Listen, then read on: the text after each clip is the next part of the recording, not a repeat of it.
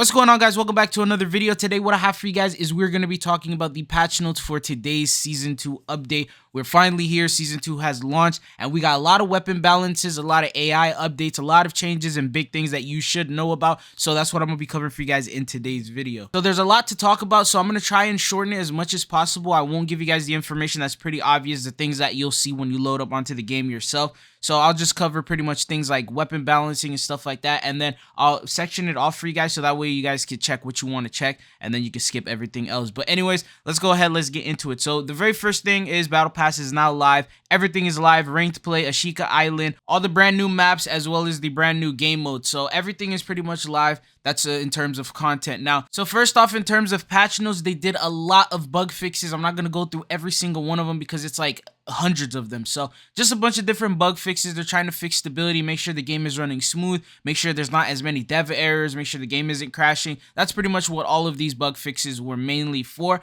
The next thing that we have here is all the weapon balancing that we have. So they did a lot of buffs and nerfs to many different weapons. So the first one is the M13B. It says they increase damage at mid-range and increase the upper torso damage, so that got a buff. The cast off 762 got also a buff and a nerf. Small damage reduction, and then they added additional long range damage fall off. Then the Lockman 556 got increased semi-auto rate of fire, so that got a buff. The M4 ended up getting increased semi-auto rate of fire, and then the STB 556 fixed an issue with single tap mod magazine attachment, which caused the weapon to deal less damage than it should have. So that's another thing. Now we're going on into the battle rifles. Those ended up getting a lot of changes. So the Lockman 762, they decreased full auto head and torso damage, increased the damage on the semi-auto, increased semi-auto rate of fire, reduced full recoil, increased damage on long range, and then added minimum damage against armor. And then the FTAC Recon did pretty much almost the same thing. Decrease full auto upper torso damage, speed up the ADS time, reduce full auto recoil, increase close range damage distance, increase lower torso damage multiplier, added minimum damage against armor. The SO14 increased semi-auto rate of fire, increased long range, reduced the semi-auto headshot damage, and then added minimum damage against armor. And then finally, the last one is Attack V, decreased mid-range damage, increased semi-auto torso damage, reduced semi-auto leg damage, decreased full auto head damage, decreased, they said that twice for some reason, and then reduced semi-auto rate of fire. So that one ended up getting some sort of a nerf. And then the only handgun that ended up getting a fix or change is the X13. They reduced the damage while using the akimbos to pretty much lower it down, especially in Warzone, people abusing that. And then they increased lower body damage, and then they increased close range damage and increased damage distances. So going on to the next thing that we have, these are the launchers. The Strela P remove activation distances, and then projectile will now explode at any range. The RPG also got a change.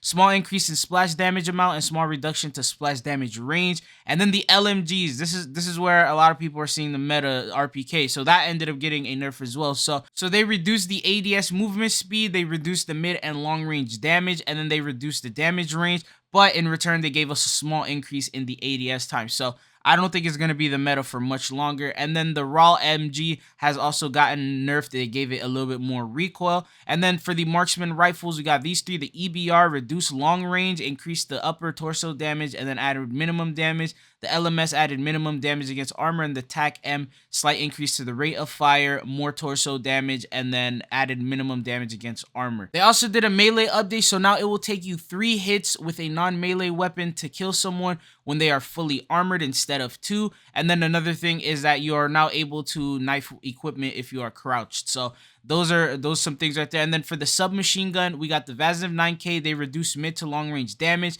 The mini bag ended up getting a lot of changes as well. Reduced the damage range, reduced lower torso damage at close range, reduced lower body damage, and then added minimum damage against armor. The Fennec 45 decreased damage overall, decreased headshot damage, added minimum damage against armor. So that also got fully nerfed. And then for the snipers, only the Signal 50 got changed. Reduced the sprint speed, reduced the movement speed, and the long range damage, and then small decrease in bullet velocity. And then for the attachments, they reduced the ADS penalty for bipods, and then they fixed an issue. So these are the changes you need to know in terms of weapons. They also made it so weapon tuning is going to be now available for lasers. That's for all weapons, just the attachment tuning. And then they also made it so that there's less penalty for tuning weapons and then more increased attributes. So that means you can't really tune a weapon wrong anymore, because they saw that it was pretty hard to tune weapons, so they decided to fix that a little bit. But anyways, these are pretty much the patch notes you need to know in terms of weapons. So let's jump into the Warzone patch notes and talk about everything you need to know about that. So first,